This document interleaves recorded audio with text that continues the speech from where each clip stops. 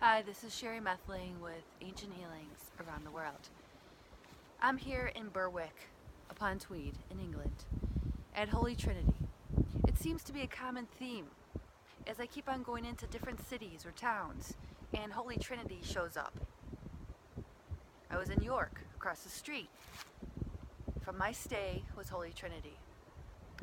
I arrive in Berwick upon Tweed, walk around the town right when I get in, and go down a random street as I explore and come upon, once again, Holy Trinity.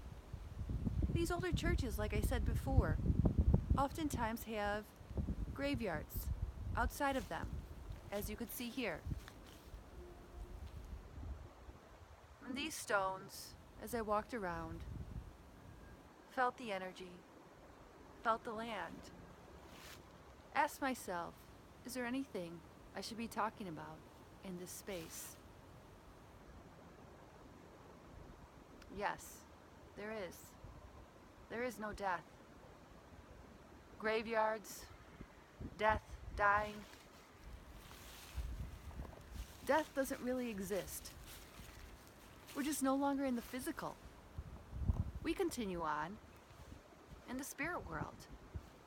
And I'm sure many of you know that and understand that. It's hard for the living, sometimes, when somebody departs from the physical body. However, as I tell many of my clients, even though I clear many issues with grief, people around the world who are suffering with grief, usually within 1 or 2 sessions, they have a huge sense of relief as we clear these energy blockages, pains, heaviness, sadness within their vibration, within their body, death, stones, grave sites. No death. We keep going. In different realms, in different places, spaces in the universe. Sometimes they stay earthbound because they had unfinished business, a horrific death, and they keep on reliving it over and over.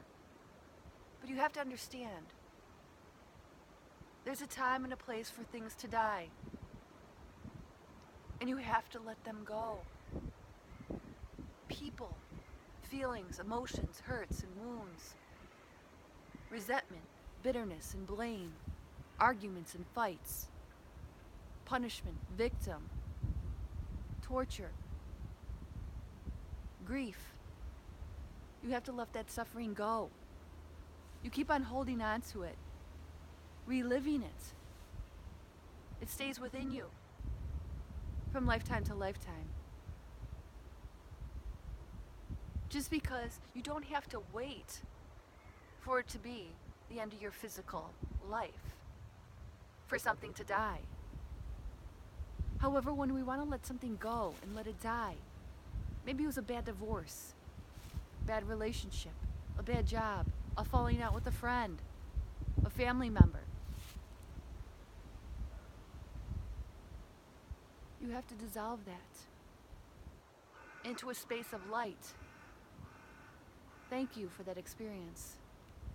I let that go. It's no longer a part of me. I release it from my body, from my mind, from my spirit. I no longer want it to be a part of me, my vibration. The longer you keep carrying it with you, the longer it brings you down. The anchor, the heaviness. And it only is going to create more of that energy.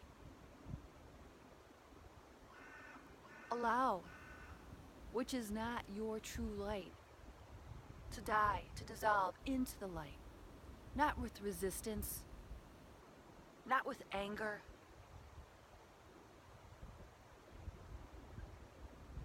You have to be in a space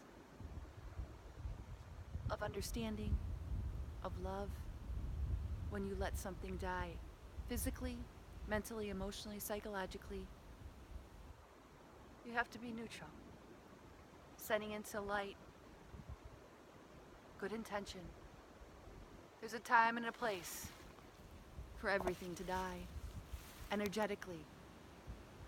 But we, as spiritual beings, we do not die. We keep going and going. And it's up to us to either bring that awful baggage with us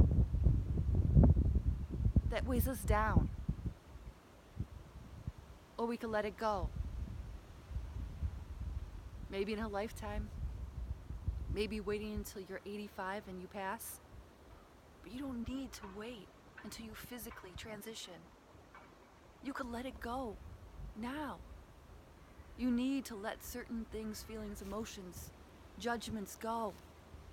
You need to forgive your ex-husband or ex-wife, your mother or father or sibling or friend.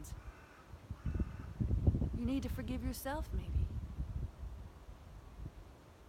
You can't keep on carrying this with you because you're going to keep on repeating the same kind of energetic patterns, which you're not happy with.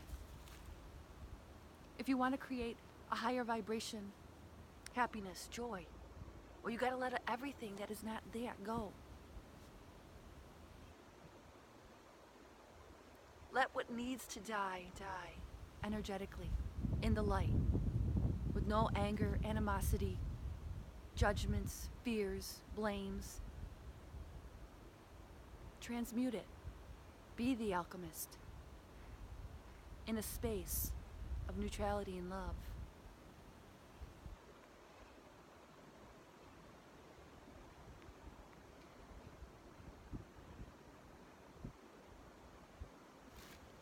So peaceful.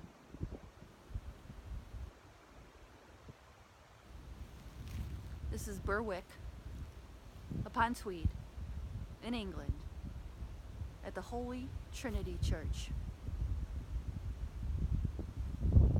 Allow what needs to go in the winds and transmute it into the light.